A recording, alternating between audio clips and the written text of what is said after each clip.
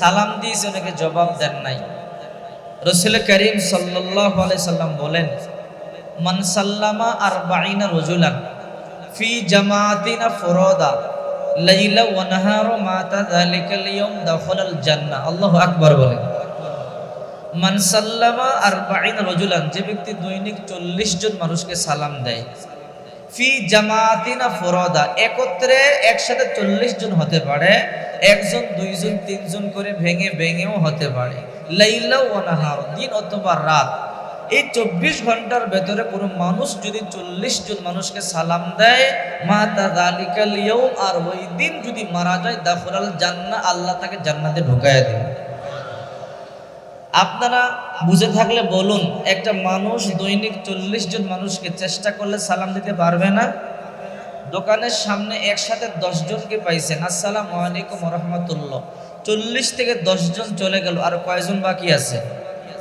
30 জন। আর একটু সামনে গেলেন, আরো 5 জনকে পাইলেন, 10 5 15 জন চলে গেল, আর কয়জন বাকি আছে? 25 জন। এইরকম গনে গনে একজন মানুষ চেষ্টা করলে দৈনিক 40 জন মানুষকে সালাম দিতে পারবে কি পারবে না? রাসূল বলেন, যে ব্যক্তি এই আমল করবে, মরতে দেরি হবে, আল্লাহ তাকে জান্নাতের মেহমান বানাইতে দেরি করবে না। সুবহানাল্লাহ।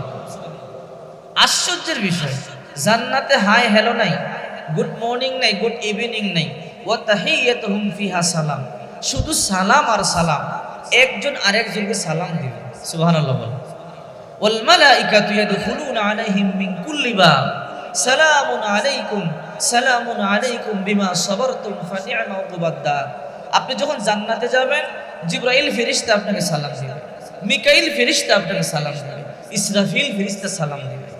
যেই জিবরাইল একটা ডানা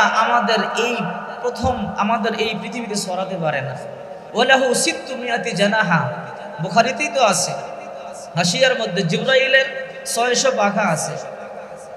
একটা পাখা এত বড়, যে পাখাটা আমাদের পৃথিবীতে ছড়াতে পারে না। সুবহানাল্লাহ। আর যে দেহের মধ্যে এখন 600 পাখা, সে কত বড়? সেই জিবরাইল আপনাকে সালাম দিবে, বলবে, স্যার কেমন আছেন? সুবহানাল্লাহ বলেন।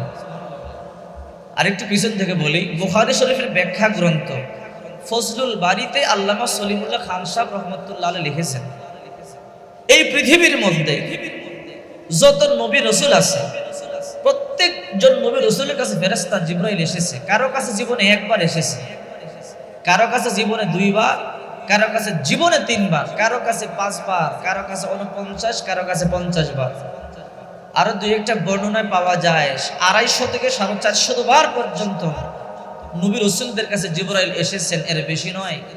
আর আমাদের নবীর কাছে একাই এসেছেন 24,000 বার। একদিনই এসেছেন 25 থেকে 30 বার, একদিন। যা এমন নবী রাসূল ছিল যার গোটা জীবন এতবার আসেন, আর আমাদের নবীর কাছে একবারই এতবার এসেছে।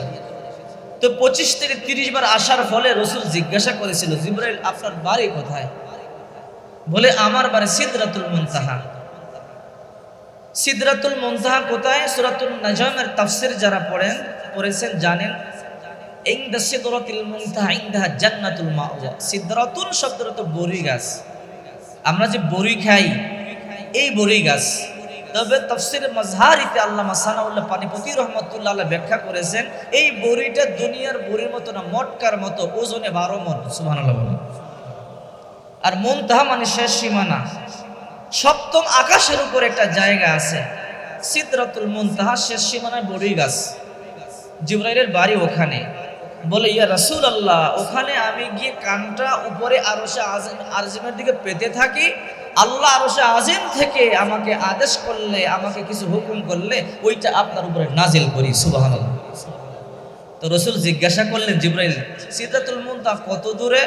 বলে, নবীজি, এই প্রথম জমিন থেকে প্রথম আসমান 500 বছরের রাস্তা দূরে, মোটা 500 বছর রাস্তা সমান, এক আসমান 1000 বছর রাস্তা, এমন 7 আসমান 7000 বছর, সপ্তম আকাশ থেকে আরো 7000 বছর উপরে গেলে আমার বাড়ি সিদরাতুল মুনতাহা। সুবহানাল্লাহ। তো রাসূল জিজ্ঞাসা করলেন, জিবরাইল, তুমি যে আজকে 30 বার আমার কাছে এসেছো, তুমি কি প্রতিবার সেখান থেকে এসেছো? বলে, প্রতিবার সেখানে গিয়েছি, আর প্রতিবার সেখান থেকে আপনার কাছে এসে ওহী নাজিল করছি। সুবহানাল্লাহ। তো রাসূল জিজ্ঞাসা করলেন তুমি কত দ্রুত চলতে পারো? বুখারী শরীফের দুইটা ব্যাখ্যা গ্রন্থ আছে, কাশফুল বারি, ফজলুল বারি। আল্লামা সলিমুল্লাহ খান সাহেব রহমতুল্লাহ আলাইহি, শিববির আহমদ উসমান রহমতুল্লাহ আলাইহি বিষয়গুলোকে চমৎকার করে তুলে ধরেছেন। তো রাসূল বললেন, জিবরাইল তুমি যে এতবার এসেছো, তুমি কত দ্রুত চলতে পারো আমাকে একটু বলো।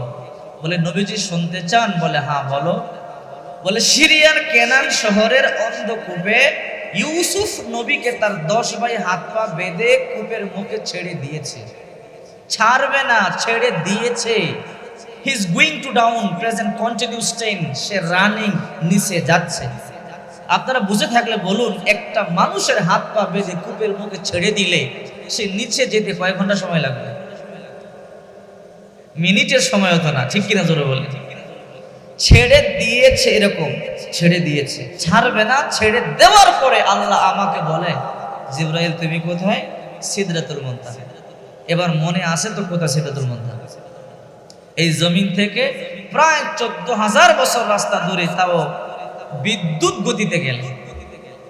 বলে আমাকে ছেড়ে দেওয়ার পরে আল্লাহ বলেছে, জিবরাইল আমার বন্ধু ইউসুফকে তার 10 ভাই হাত পা বেঁধে অন্ধকূপের মুখে ছেড়ে দিয়েছে, নোংরা পানি তার গায়ে লাগার আগেই হেফাজত করো।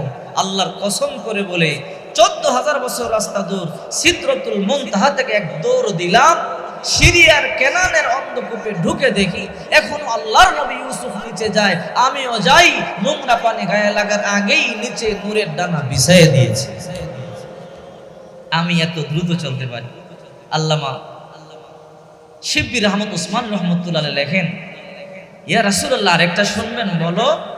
বলে মক্কার মিনা প্রান্তে ইব্রাহিম নবী ইসমাইল নবীকে জবাই দেওয়ার জন্য আল্লাহু আকবার বলে ফেলেছে।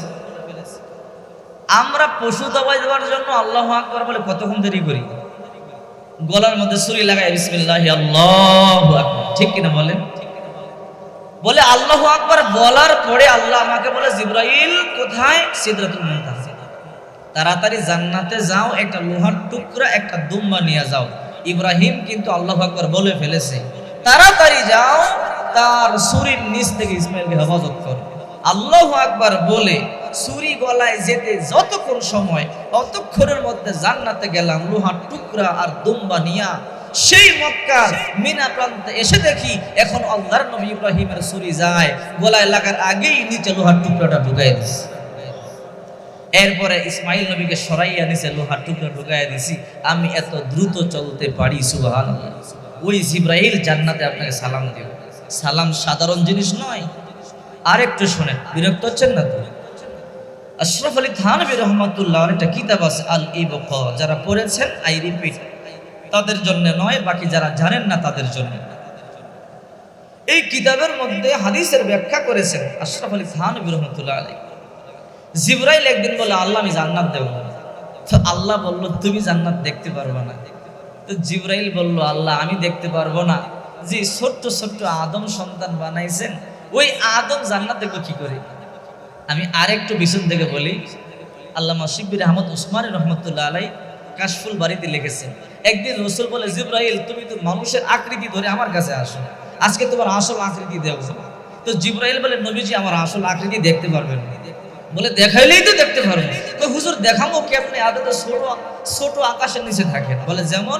বলে এই পৃথিবীটা প্রথম আকাশে ছেড়ে দিলে একটা আংটির মতো, বিশাল মরুভূমিতে একটা হাতের আংটি পড়ে গেলে খুঁজে পাওয়া যেমন কঠিন হবে, প্রথম আকাশে আপনার এই দুনিয়া ছেড়ে দিলে খুঁজে পাওয়া কঠিন হবে। আবার প্রথম আসমানটা দ্বিতীয় আসমানে ছেড়ে দিলে এমন কঠিন হবে, এক আসমান থেকে আরেক আসমান বড়। ওগো নবীজি আমার এই পাখাগুলো আমি আকাশে ছড়াই, আপনি যে পৃথিবীতে আছেন এই পৃথিবীতে একটাই তো ছড়াইতে পারি না, তো দেখাবো কেমন? তো রাসূল বলল, এত শত বুঝি না, দেখাইতে বলছি দেখাবো। তো রাসূল বললেন, জিবরাইল বলল, নবীজি চোখ বন্ধ করেন। রাসূলুল্লাহ সাল্লাল্লাহু আলাইহি ওয়াসাল্লাম চোখ বন্ধ করলেন। জিবরাইল কিছুক্ষণ পরে বলল, নবীজি চোখ খোলেন। রাসূল চোখ খুলেছে। তো জিবরাইল বলে, রাসূল দেখছেন? কই আমি কিছু দেখিনি। কই কিছু দেখেন নাই? কই দেখেছি আকাশটা আলোক উজ্জ্বল ছিল, কিন্তু কিছুক্ষণের জন্য অন্ধকার হয়েছে। জিবরাইল বলে, এইটাই তো আসলটা। বলে মানে? আমার 600 পাখা থেকে একটা ছড়িয়ে দিয়েছি তো গোটা আসমানটা ঢেকে ফেলে দিয়েছি। সুবহানাল্লাহ, একটা পাখা। হুজুর আমি কেমনে আমার অস্তিত্ব দেখাবো? তো যার বডিতে এমন 600 পাখা আছে বডি কেমন বড় হবে? তো ওই জিব্রাইলকে আল্লাহ বলে তুমি জান্নাত দেখতে পারবে না। তো জিব্রাইল তো বলছে আল্লাহ আমি দেখতে না পারলে আদম সন্তান তো ছোট্ট, ওরা দেখবে কি করে? আচ্ছা এমন বড় জিব্রাইলের তুলনায় আমাদের অস্তিত্ব আছে? খুঁজে পাওয়া যাবে?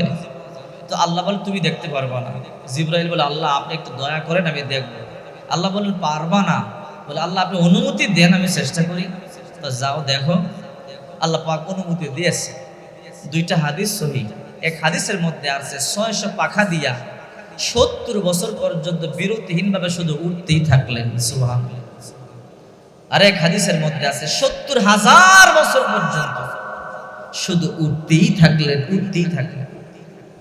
70,000 বছর পরে বসে পড়লেন, প্রতিটা ডানার গোড়া দিয়ে গাম বের হয়ে গেছে। আল্লাহ বলে কি রে বসলি কেন? বলে আল্লাহ মাফ করেন, দয়া করেন। বলে কেন? তুই না বললি জান্নাত দেখবি? বলে আল্লাহ আসলে আমি জান্নাত দেখতে পারবো না। তো তুই চেষ্টা করলি, উড়াল দিলি কেন? বলে আল্লাহ একটু চেষ্টা করলাম খায়েশ মিটাইবার জন্য।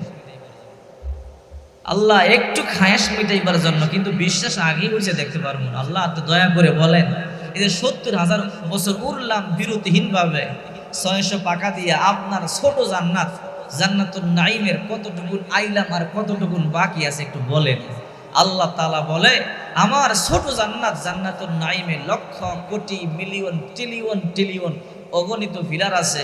এর মধ্যে তুমি 70,000 বছরে মাত্র দ্বিতীয় নাম্বারটাই আইছো, সামনে সব বাকি রয়ে গেছে। সুবহানাল্লাহ জোরে বলেন। তো যে আল্লাহ এত বড় জিব্রাইল বানাইছে, এত ক্ষমতা দিছে, ওই আল্লাহর ক্ষমতা কম না বেশি? তো আলহামদুলিল্লাহ জোরে বলবেন না আস্তে বলবেন? লিল্লাহি তাকবীর। মনে হয় বিরক্ত হইতেছে। বিরক্ত হচ্ছেন আপনারা? শুনেন, এই জন্য আল্লাহর হাবিব বলেন যখন তোমরা জান্নাতে যাবে এই জিব্রাইল তোমাকে দাঁড়াইয়া সিকিউরিটি গার্ডের দায়িত্ব নিয়ে তোমার সালাম দিবে। আল্লাহু আকবার। তো পারবেন তো ইনশাআল্লাহ দৈনিক 40 জন মানুষকে সালাম দিতে? পারবেন না? পারবেন না? 2 নম্বরে ছোট্ট একটা কথা বলেই আমি আমার আলোচ্য আয়াতের দিকে যাব। রাতের বেলা ওযু করে ঘুমাবেন। কি করে ঘুমাবেন? এর চেয়ে সহজ আমল আর নাই। একটা আমলের কথা বললাম, সালাম।